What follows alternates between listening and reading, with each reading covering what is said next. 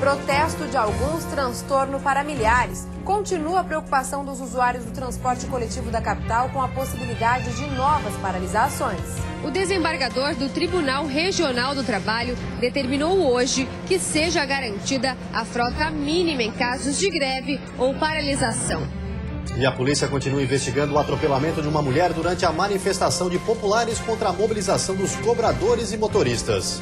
O caso Maratayana, a Polícia Federal investiga a denúncia de que o homem que matou e esquartejou a jovem trabalhava como segurança de forma irregular. Economia catarinense em alta. Fábricas do exterior investem mais de 1 bilhão e 400 milhões de reais em unidades no estado. Pacto Federativo, estados brasileiros pedem um repasse maior dos recursos arrecadados pela União através dos impostos. E ainda no esporte, as informações sobre a rodada do fim de semana do Campeonato Brasileiro. Para o Figueirense, um jogo difícil em que só a vitória interessa. Pela Série B, o Joinville tenta se manter na liderança da competição.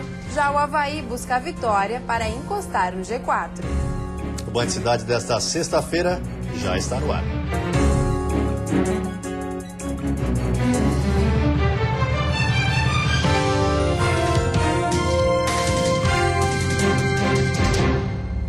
Olá, boa noite.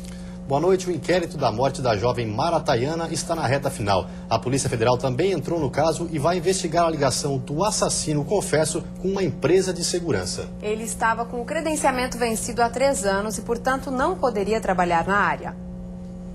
Ana Paula faz parte do grupo de amigos que estavam com Maratayana Decker na madrugada do dia 1º de maio. Ela lembra da última conversa que trocou com a universitária e confirma que Mara saiu sozinha do barzinho. Ela dizendo que tinha esquecido a identidade em casa. Foi a última vez que eu conversei com ela. As últimas palavras que eu troquei com ela foi ali. Mais nada. Na verdade, ela foi embora porque ela caiu lá dentro, ficou brava e saiu, sabe? Eu acredito que foi isso. Daí ela acabou indo sozinha. Ao relembrar da última noite em que esteve com Maratayana, a amiga comenta que não percebeu a presença do segurança Leandro Emílio da Silva Soares no local. Não, em momento algum eu vi ele lá dentro. Eu, pelo menos, não vi, nem me chamou atenção nem nada. Não vi ele lá dentro de momento algum. A Polícia Civil já ouviu o acusado, ex-companheiras dele, os pais da vítima e o taxista que fez a corrida até a casa onde o corpo foi encontrado. Os amigos que estavam com Maratayana na última noite de vida da jovem estão entre os últimos a serem ouvidos. A investigação do caso está avançada. O delegado Paulo Reis, que comanda as diligências, tem até a próxima quarta-feira para concluir o inquérito e encaminhar ao Fórum da Comarca de Joinville. A Polícia Federal já abriu investigação para verificar se Leandro trabalhava como freelancer para uma empresa de segurança da cidade. A habilitação dele, que foi concedida em Curitiba, estava vencida desde 2011, o que o impedia de atuar na área. A Polícia Federal já constatou que Leandro não possuía vínculo. A empresa vai ser multada. Barzinhos e outros estabelecimentos que possam ter contratado Leandro diretamente também serão alvo de investigação. Realizada hoje em Lages a primeira audiência do caso da mulher que morreu arrastada por um carro na cidade em 2011. Essa é a primeira audiência do caso depois de 3 anos e foi realizada no Fórum de Lages a portas fechadas.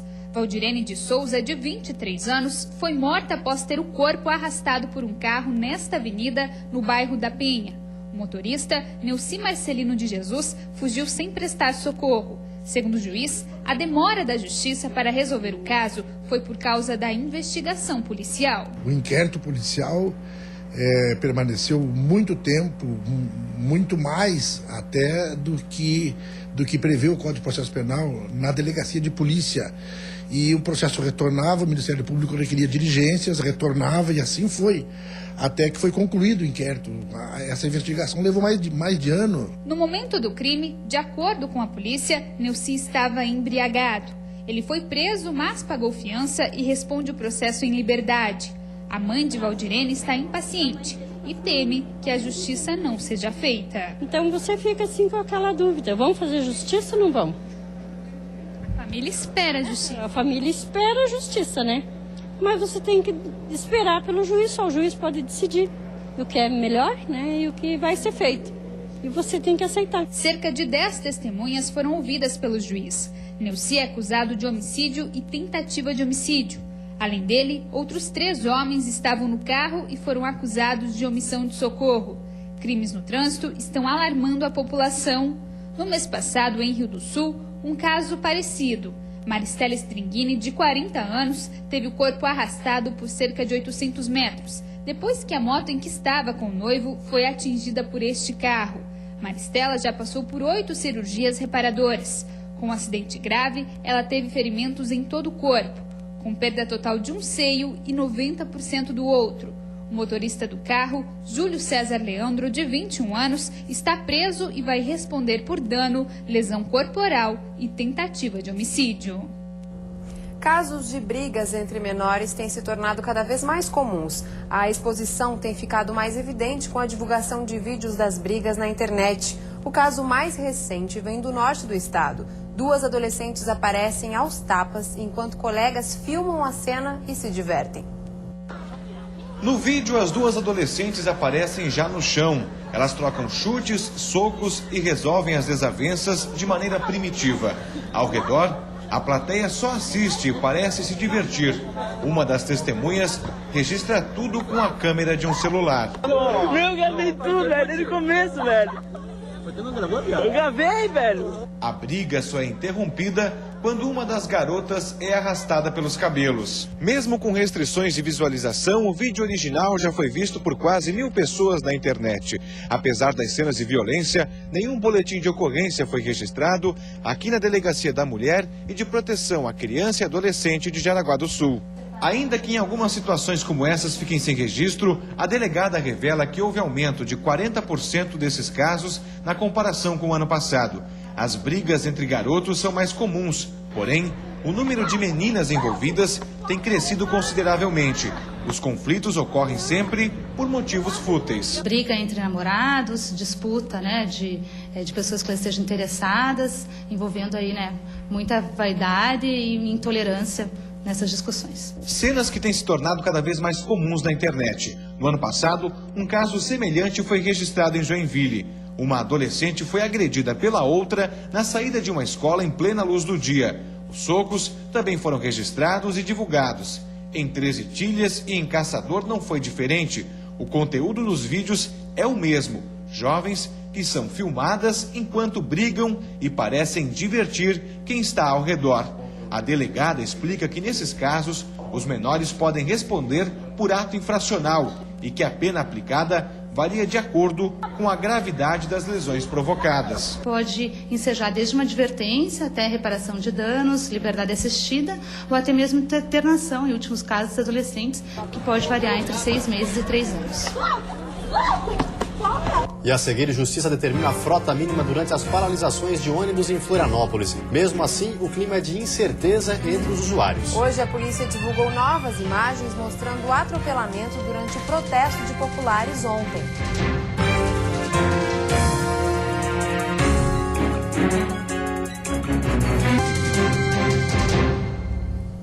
Continua o clima de incerteza no transporte coletivo de Florianópolis. O medo dos usuários é que ocorram novas paralisações a qualquer momento. E a polícia divulgou novas imagens mostrando o atropelamento durante a manifestação.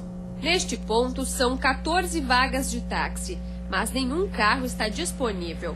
Os veículos estão nas ruas, levando os passageiros que estão inseguros com relação ao transporte coletivo. Seu Marinho trabalha com vans de turismo. Hoje ele está aguardando para atender os usuários caso haja nova paralisação dos ônibus. Estou parado aqui por isso, mas eu trabalho só com turismo. A gente só faz isso se o ônibus parar. Mesmo com a indefinição quanto ao funcionamento dos ônibus, no terminal do centro, onde concentra o maior número de passageiros, o dia foi de muito movimento e também de tensão. Super preocupada, porque a gente vem para o centro e não sabe se volta para casa, como ontem. E é complicado, porque a gente não sabe, tem que pagar táxi, eu tenho que pagar a van, é bem mais caro, eu não pago ônibus. O desembargador do Tribunal Regional do Trabalho determinou hoje que seja garantida a frota mínima em casos de greve ou paralisação. 80% das linhas têm que estar funcionando durante o período de maior movimento e 60% nos demais horários. A Câmara dos Dirigentes Lojistas entrou com liminar na Justiça para garantir que a frota mínima seja cumprida. Às vésperas do Dia das Mães, o comércio já registra prejuízos por causa dos ônibus. Isso traz um prejuízo e nós já sentimos ontem um prejuízo em torno de 30% no nosso comércio. Na manhã de ontem, a paralisação dos ônibus durou cerca de 3 horas. Moradores que dependiam do transporte se revoltaram. Houve protesto e confusão. O motorista foi detido após entrar na rua que havia sido fechada pela população e atropelar 2 pessoas. Imagens mostram o momento em que uma das vítimas está agarrada ao capô do veículo. A mulher é carregada por cerca de 200 metros até cair na pista. O homem que dirigia o carro foi detido, prestou depoimento e foi liberado. De acordo com o delegado, ele pode responder por lesão corporal, omissão de socorro e por ter se afastado do local do acidente e trafegar em velocidade incompatível. Mas ele só será indiciado se ficar comprovado que não agiu em legítima defesa. A gente solicita que as pessoas que tiverem algum tipo de imagem encaminhem para nós, assim como os meios de comunicação, assim como nós estamos solicitando as imagens da PM, para a gente entender realmente a mecânica dos fatos, se ele foi induzido a entrar na contramão ou se realmente ele entrou de forma proposital. E sobre a greve dos servidores municipais de Florianópolis, o Tribunal de Justiça do Estado ordenou nesta tarde o restabelecimento integral em no máximo 48 horas dos atendimentos em creches, em pré-escolas e em serviços emergenciais de saúde em todas as unidades do município. Na decisão, o desembargador João Henrique Blasi fixa a multa diária de R$50 mil ao sindicato em caso de descumprimento. Mesmo assim, a greve dos servidores municipais de Florianópolis continua. E o sonho que virou dor de cabeça. No sul do estado, cerca de 1.000 clientes foram prejudicados por uma construtora. Alguns imóveis já estão com atraso na entrega de 2 anos. Este é um dos imóveis. No local, nem sinal de pedreiros. A obra está completamente parada. Helena comprou um apartamento no edifício em 2012. Ela investiu R$160 mil, com expectativa de receber o imóvel ainda em 2013. Mas até hoje, a obra não foi concluída. A situação é a que você está vendo ali até hoje. Não teve a entrega em 2013 e não vai ter em 2014 e não sei quando que vai ser, né? A administradora Jamila comprou 2 terrenos e um loteamento e depois descobriu que os lotes nem poderiam ter sido vendidos. Eles teriam primeiro que legalizar tudo, fazer todas as documentações, para depois poderem iniciar as vendas, né? E, na realidade, quase todo o loteamento já está vendido, então existem muitas famílias esperando e sem documentação. A estimativa é que 40 obras estejam com algum tipo de problema e, ao todo, cerca de 1.000 clientes prejudicados. A empresa responsável estaria passando por problemas financeiros. Nesta tarde, um documento foi assinado pela construtora, se comprometendo a cumprir algumas exigências dos clientes. A construtora ela se comprometeu a apresentar alguns documentos, entre eles o balanço patrimonial, financeiro, o relatório das obras, em que fase elas estão, quanto tempo estão atrasadas, qual é o plano para a conclusão, e isso no prazo aí de 10 dias.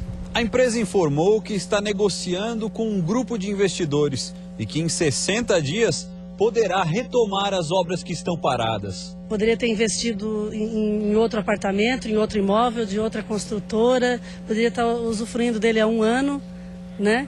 E manter a esperança agora. E depois do intervalo tem futebol. O Figueirense em busca da primeira vitória na Série A. E o Joinville querendo disparar na liderança da Série B. E ainda inaugurado em Santa Catarina o primeiro centro da América Latina para a formação de treinadores de cães-guia.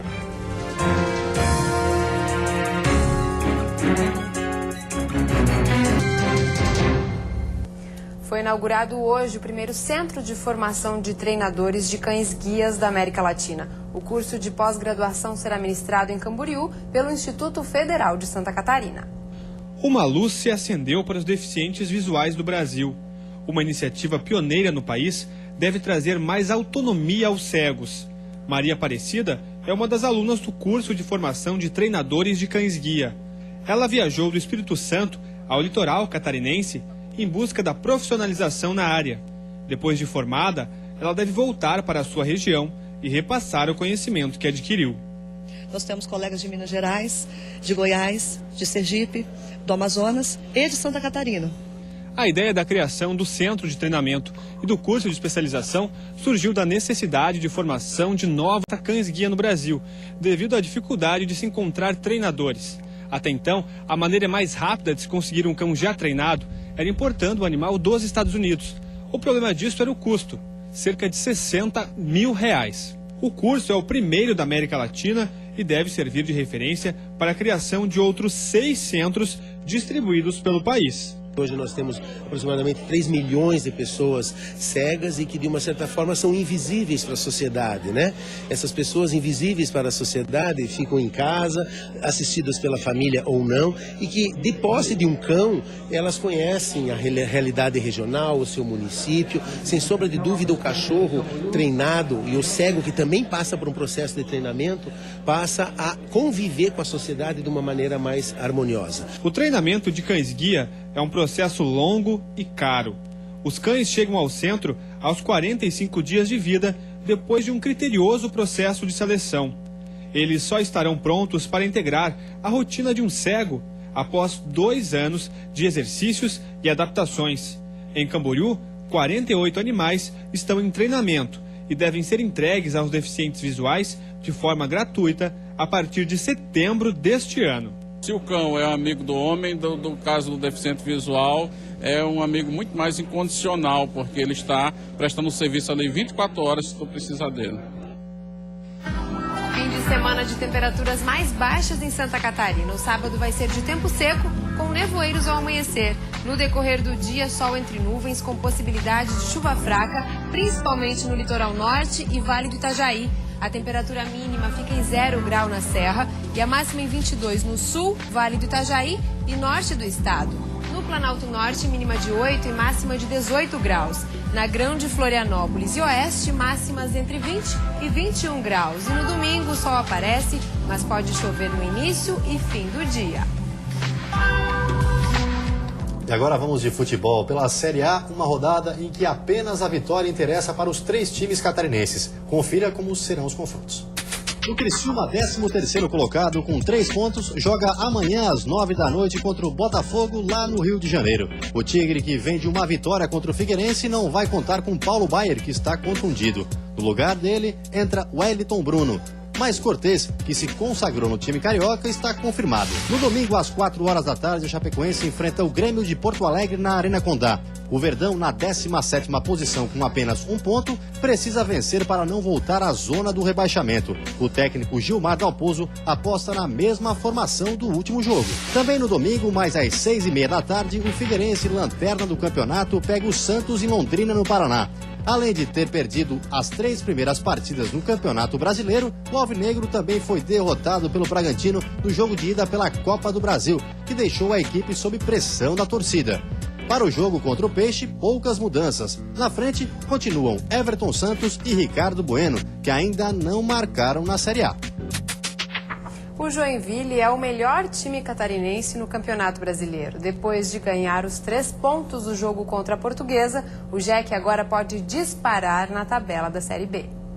O tricolor, com 9 pontos, assumiu a liderança isolada da competição e pode ficar numa posição ainda mais confortável se vencer amanhã. O jogo, às 4h20 da tarde, vai ser na Arena Joinville contra o Náutico. Hugo, que estreou contra o Icasa, está confirmado na partida contra o ex-clube. Tô preparado aí, professor.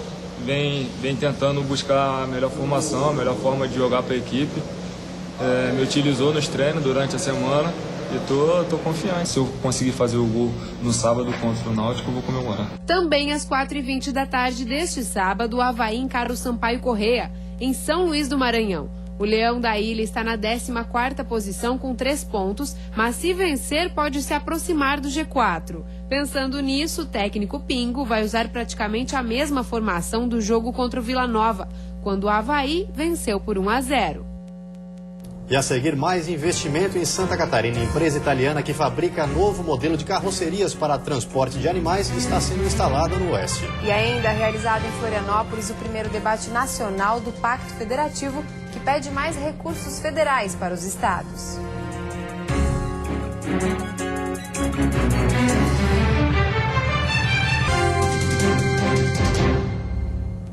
fábricas do exterior estão investindo cada vez mais em Santa Catarina. A novidade nesse processo é a empresa italiana responsável por fabricar um novo modelo de carrocerias para transportar animais. A fábrica, localizada em Faxinal dos Guedes, oeste catarinense, tem 4.000 metros quadrados. Neste primeiro momento, está empregando cerca de 30 pessoas e tem capacidade para produzir 10 carrocerias igual a essa por mês. A estrutura é feita de alumínio, com uma solda especial, sistema de ventilação e nebulização. São 2 modelos de 5 pisos para transportar leitões e de 3 pisos para suínos da propriedade até a agroindústria. Pesquisas da Embrapa Suínos e Aves apontam que a qualidade no transporte dos animais melhora o bem-estar, a qualidade da carne e diminui o número de mortes entre a propriedade e a agroindústria. Tem uma carroceria sim, é uma carroceria que vai proporcionar mais segurança para a cadeia alimentar. Para o transportador é uma carroceria que vai dar menos problemas, uma carroceria que vai durar mais. Esta é a primeira fábrica de carrocerias para transportar animais vivos do sul do país. A nova unidade tem um investimento de 46 milhões de reais. De acordo com o empresário italiano, as primeiras unidades de semi-reboque e carrocerias para caminhões já estão prontas para chegar ao mercado. O valor aproximado de cada uma será de 250 mil reais. Maior alevamento de animais, maior granja, maior frigorífico. A concentração mais grande do Brasil para transporte de suínos. Santa Catarina é líder nacional em carne suína, com uma produção média de 800 mil toneladas por ano. O estado exporta cerca de 180 mil toneladas de carne para vários países. E ao que tudo indica, Santa Catarina está se tornando a grande aposta das multinacionais. Desde o início de 2013, empresas do exterior investiram em solo catarinense mais de 1 bilhão e 400 milhões de reais. Além de movimentar a economia catarinense, elas ainda impulsionam a geração de emprego e renda. A General Motors se instalou em Joinville, em uma unidade de fabricação de motores, que emprega cerca de 300 pessoas. A BMW, que vai fabricar 5 modelos da marca a partir de outubro, foi a que mais investiu, 600 milhões de reais. A fábrica em Araquari, no norte do estado, deve gerar 6 mil empregos diretos e indiretos. Já a montadora de caminhões Sinotruc vai construir em Lages a primeira fábrica fora da China. Vão ser mais de 2.000 postos de trabalhos. Em discussão agora à tarde, gestores e membros da sociedade debateram novas possibilidades para a divisão de tudo o que é pago pelo contribuinte brasileiro em impostos e contribuições. O primeiro debate nacional do chamado Pacto Federativo aconteceu na Fiesc, em Florianópolis. Hoje a União detém 63% da arrecadação total do país, 24% são repassados aos estados e 13% chegam aos municípios. Pela proposta defendida por Santa Catarina, o percentual federal deveria cair para 50%, para que os estados pudessem saltar para 30% e os municípios subirem aos 20%. Mas para as 5.568 prefeituras de todo o Brasil, a parcela federal seria ainda menor, de 45%, e as cidades receberiam mais do que os estados, numa proporção de 30% e 25%. Para o presidente da Fiesc, a discussão é importante porque tem influência direta na competitividade das indústrias nos mercados de todos os níveis. Aqui é que nós precisamos enfrentar os gargalos que impedem um crescimento mais equilibrado e mais acelerado da economia. Dentre outros itens, pela proposta do novo Pacto Federativo, seria possível renegociar as dívidas dos estados, com redução dos juros anuais, que variam hoje de 6% a 9% para 4%. Os recursos do Fundo de Participação dos Estados também seriam distribuídos de maneira diferente, proporcionalmente aos habitantes e aos PIBs estaduais. O senador Luiz Henrique da Silveira é um dos defensores da descentralização. Ele é o relator do novo Pacto Federativo na Comissão de Constituição e Justiça do Senado. Isso se demonstrou no nível que vive Santa Catarina hoje, né? Diferenciado absolutamente dos demais estados. O vice-governador catarinense avalia que é difícil conciliar tantas demandas municipais diante das dificuldades do próprio estado. e que só os legisladores podem aprovar mudanças. Eu peço que os nossos legisladores tenham independência e votem de acordo com o interesse do povo. Para o prefeito de Itaió e presidente da Federação dos Municípios de Santa Catarina, são as prefeituras que mais sofrem com o engessamento dos recursos e sobra pouco para investir. Tem que ser muito bom gestor para sobrar aí 3, 4, 5% do valor arrecadado. E antes de encerrarmos, uma olhadinha no trânsito da capital. Aí você acompanha imagens ao vivo das pontes que ligam a ilha ao continente, movimento intenso nos dois sentidos, um reflexo das possíveis paralisações hoje na capital. Movimento intenso nos dois sentidos, tanto para quem sai da ilha de Santa Catarina, quanto para quem entra. E o Sindicato dos Trabalhadores sinalizou agora há pouco que não deve paralisar os ônibus nessa sexta-feira, mas uma nova paralisação não está descartada neste fim de semana. E agora em Florianópolis, 21 graus. Você fica agora com o Jornal da Band. Um ótimo fim de semana e até segunda-feira. Bom final de semana e até segunda.